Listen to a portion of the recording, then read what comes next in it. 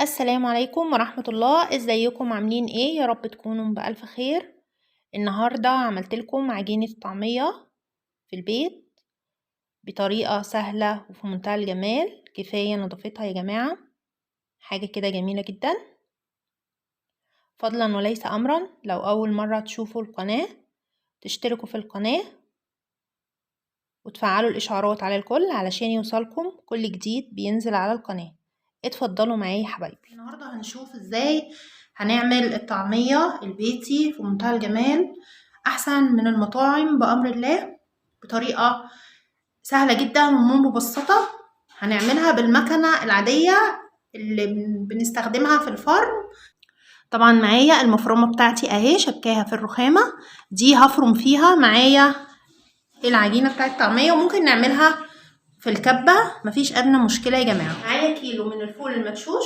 طبعا الفول بتاعي ده بجيبه بنقيه كويس جدا، ده فول بلدي تمام. بجيبه بنقيه كويس جدا وبنقعه في الميه لمده ليله كامله تمام، علشان اضمن ان الفوله معايا تكون استوت تماما وطريه معايا بالشكل ده كده تمام. طبعا الحجم بتاعه بيتضاعف تمام. معايا كمان حوالي ربطه من الكرات المصري بتاعنا تمام، بالشكل ده كده. بقطعه معايا بالشكل ده، بيبقى معايا كده بيدي طعم جميل جدا. ومعايا ربطه من البقدونس وبصلايه صغيره كده مقطعاها قطع صغيره تمام. مش بحتاج حاجه تانية غير كده. طبعا الفول بتاعي بعد ما بنقعه بتخلص تماما من الميه اللي عليه بتاعه النقع طبعا، وبيبقى معايا بالشكل ده كده. نبدأ بسم الله، وبنزل معايا في الصينية بتاعتي كده بالفول بتاعي. طبعا الفول يا جماعة لازم ان احنا بنسيبه معانا حوالي 24 ساعة، يعني ليلة كاملة، خصوصا في فصل الشتاء، علشان ياخد كفايته ويبقى يطرى معايا، والحباية بتاعة الفول نفسها تتهرس معانا تمام. معايا ربطة الكرات بنغسله كويس جدا وبنقطعه قطع كده هوت صغيرة علشان يسهل عملية الفرم مع الفول تمام. بفرم الكرات بالراس بتاعته، ده طبعا بيدينا نتيجة جميلة جدا وطعم جميل جدا للطعمية بتاعتنا، طعمه مميز جدا. بنقلب معانا الفول مع الكرات، يعني بندمجه. وممكن ان احنا بننزل بشوية من الفول وناخد شوية من الكرات وحبة برضك من البصل، قطعتين من البصل كده في كل فرمة بنفرم فيها. بناخد شوية من الفول، شوية من الكرات، وشوية من البصل، وشوية من البقدونس، وممكن ندمجه زي ما انا دمجته كده تمام. بنقلبه طبعا كويس جدا،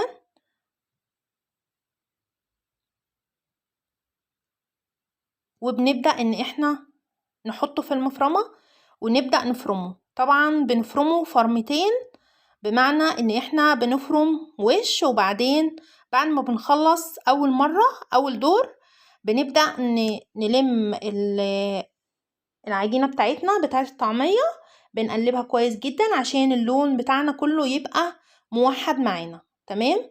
وبعد كده بنبدأ ان احنا نحطها تاني بعد ما بنفضي المفرمة خلاص. بنبدأ ان احنا نفرمها الوش التاني. معايا كده الصينية بتاعتي اللي هنزل فيها العجينة بتاعتي بتاعت الطعمية. ببدأ اخد شوية من الفول بتاعي اللي عليه الخضرة، وبنبدأ ندور معانا المفرمة بتاعتنا. طبعا احنا ممكن نعمله في الكبة، بس طبعا المفرمة ديت بصراحة انا متعودة ان انا بفرم فيها، بتبقى جميلة جدا معايا، بتنعملي العجينة يعني وشين بس وبلاقي العجينة بتبقى جميلة جدا.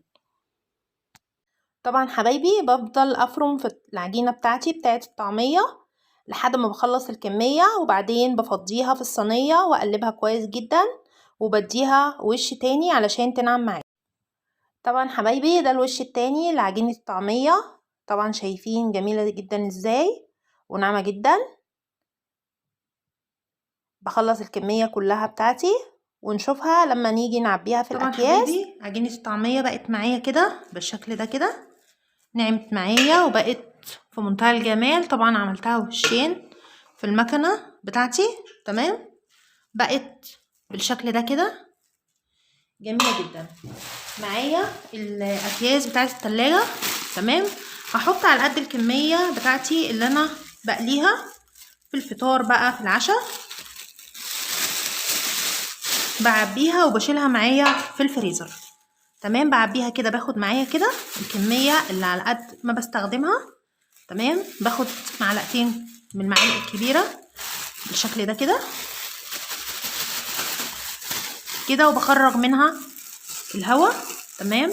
تبقى بالشكل ده كده اهو، وبتبقى بفردها كده في قلب الكيس، تمام. بتبقى بالشكل ده كده اهوت معايا.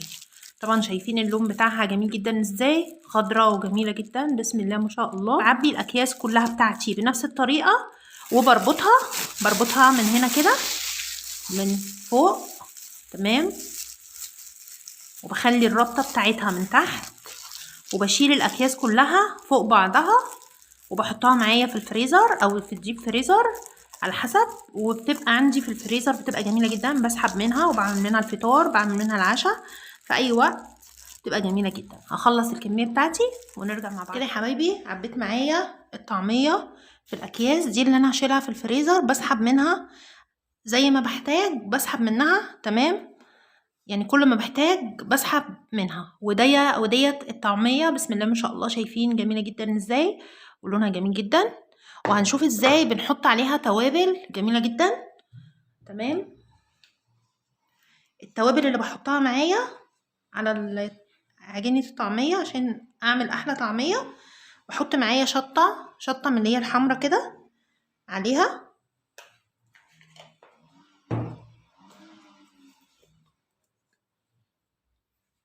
وبحط معايا من الكزبره المطحونه معايا بالشكل ده كده اهوت، تمام.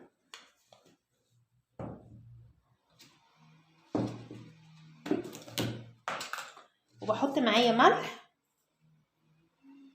معايا الملح بتاعي كده،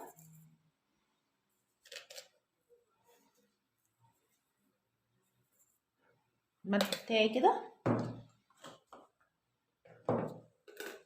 وبحط معايا من البيكنج باودر، تمام. ده مستحب عن الكربوناتو، تمام، بيبقى افضل يعني.